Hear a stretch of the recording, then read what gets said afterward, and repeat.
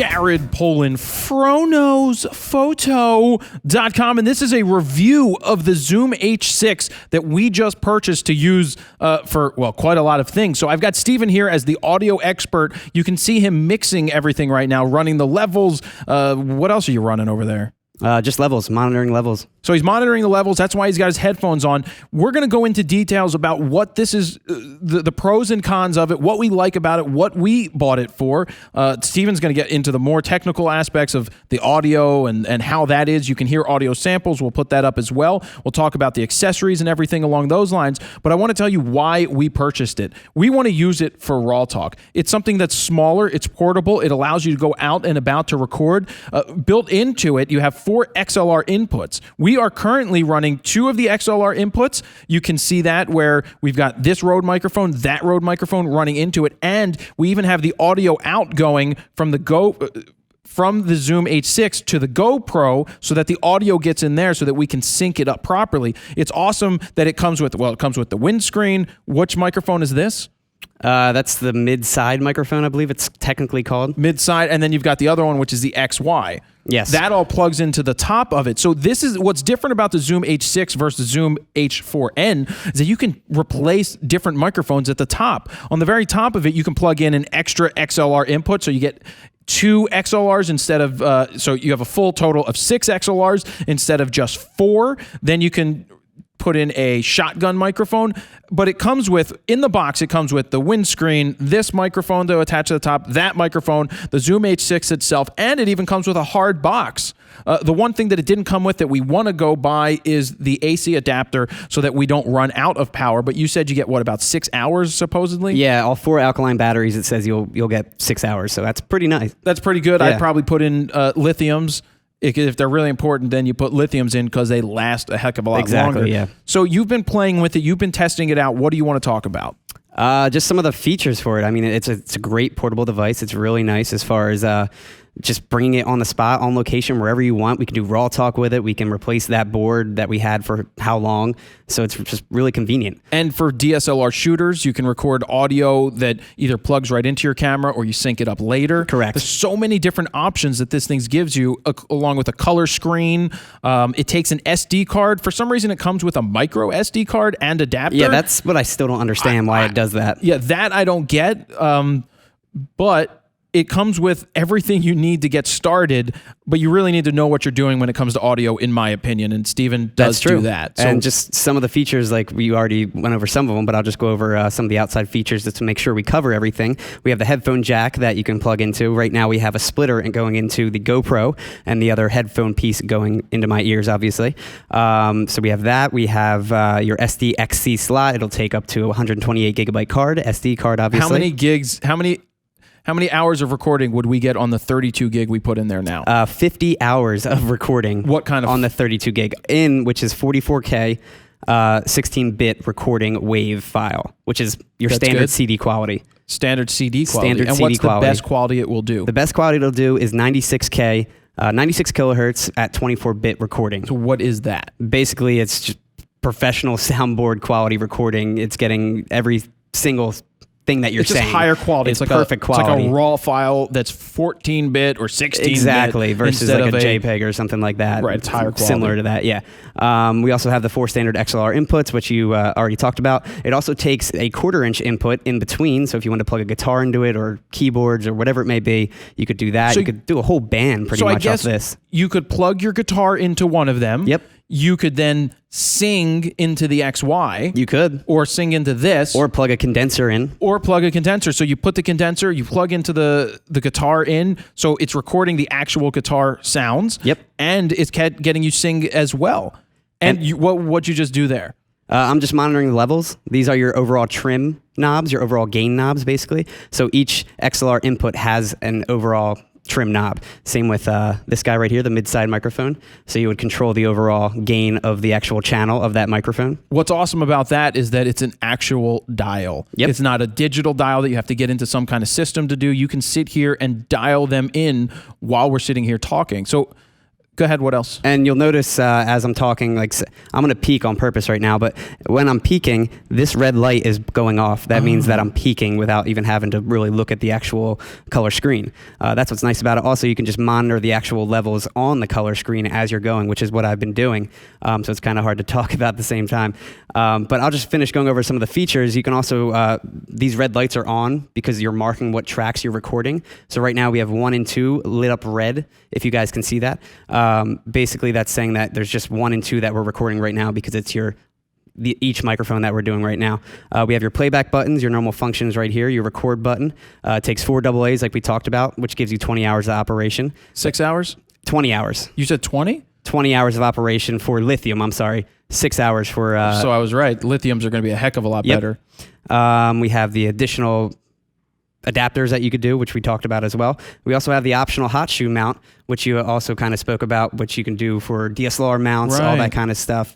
Any on-field recording, documentary work, that kind of stuff, which that XY mic would work great on. Yeah. Or anything, really. I mean, you could do this as well. There's so many different options out there. You could have a separate microphone plugged in XLR-wise. And then moving on to, I guess, some of the internal features, which I'm really excited about. We have the different low-cut frequency filters that it has.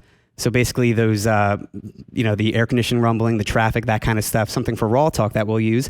It cuts off from 80 hertz to 237 hertz, which is that real low rumble kind of sounds that most people can't even really hear anyway. Is that the humming? The humming, that kind of stuff, or low rumble from the bridge shaking or something along those lines. The building shaking. The building shaking. Doing construction. So right now I have the 80 hertz low filter on, which is cutting off pretty much anything below 80 hertz. So hopefully it won't be picking up any of that stuff, or at least as much, because we do have the AC on right now.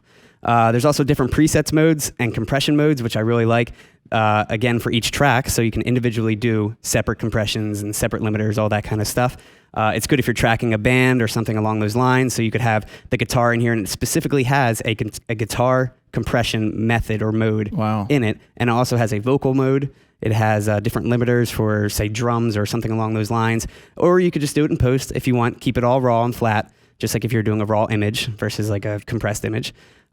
So that's what's really nice. You can do all that on the fly. Again, each individual track has that. You can monitor levels in real time, like we spoke about. Let's see. It also, what I really like, it doubles as a USB audio interface. So what we could do is you could record directly in your computer in real time in your whatever favorite editing program you have, whether it be Pro Tools or Logic or GarageBand for Mac users, that kind of stuff. You could set your tracks on, record, plug in, and record directly in versus on, say, a memory card or something along those lines. So when I'm recording at home... So it could give you multiple tracks onto the computer. Exactly. Wow. So yeah, instead of using a little switcher or a mixer or something like that... You could have the vocals, you could have a bass player, you could have a guitar player. Everything. You could have a keyboard player, up to 6 different inputs. The only thing you'd have to worry about is pretty much your drums, because drums alone take usually 4 or 5 channels. Well, you could get a second one and just do drums. Yeah, do drums on just a second channel. Phantom power, it has for each track, which is really nice. So you can plug in your condensers that require phantom power. Can you explain phantom power for people? Phantom power is basically most condenser mics or microphones similar to these, like broadcaster microphones, that require 48 volts of connection or to power them. It's not your normal 24 volt or something like that. So phantom power will give that extra power that normally only regular heavy duty soundboards have, or say your computer or your audio interface. With being something this portable and small, you wouldn't expect it, but it does. So that's why we have the ability to run the Rode microphones directly into the Zoom H6. We also have multi-track to stereo internal mix down, which is really nice. So if you're doing it on the fly, you do it right there in the actual system versus on your computer. There's normalized, divide, and trim editing modes, so you can edit again internally versus on the computer or something like that. There's different recording codecs, which I really like. There's MP3 to WAV, and as far as the settings go for that, or the format, we have WAV. It starts, which is the lowest, at 44K, 16-bit CD quality, essentially, which is what we're recording on now, and that's what we usually do our raw talk with. And it goes all the way up to 96 kilohertz at 24-bit recording, which is insanely awesome. From MP3, you can set it from 48 kilobits per second to 320. I'm not sure why you want to be at 48, maybe for like a long lecture or something like that. A long lecture. We already get 50 hours at the WAV format on a 32 gig card. So 48 kilobit MP3, I'm not sure about that. There's also different playback functions, such as displaying the file information, marking tracks, playback speed. You can speed things up if you want to listen to a certain part. You can change the pitch internally. There's a voice memo option, so you can take notes on the fly. iPhone does that. Guitar players will love this part. There's a built-in tuner, and there's also a built-in metronome or click track or whatever you want to call it. Let's see, file organization lets you organize pretty much everything in folders as you're going along. I mean, there's so many things you can do with this thing that normally you wouldn't be able to do with something this tiny and portable. So I take it you like it. I love it, dude. I love it. The other question is, are there things you do not like about it in the time that you played with it? That's a good question. What I don't like about it, well, one, I don't like that it didn't come with the AC adapter. I think that should be something that's in the case right away. But $399. $399. It came with a lot for $399. The fact that it came with these two adapters, this I understand because the H4n had this standard. Had the XY built in. Built in, exactly. This, I mean, that's awesome. But I honestly probably would rather want an AC adapter versus that, just for what we do here with Raw Talk and all that. But I have to check the price on that. I'm definitely ordering that. Yeah. Comes with a hard case to carry everything. That's that's a good thing. I mean, if we do the 4AA lithium batteries, we'll be fine with 20 hours of operation. Sure. That's insane. The other thing I didn't talk about is that it has a dB pad. So if your microphone is too strong, too sensitive, or you have a loud speaker, you can bring it down to negative 20 dB, negative 20 decibels.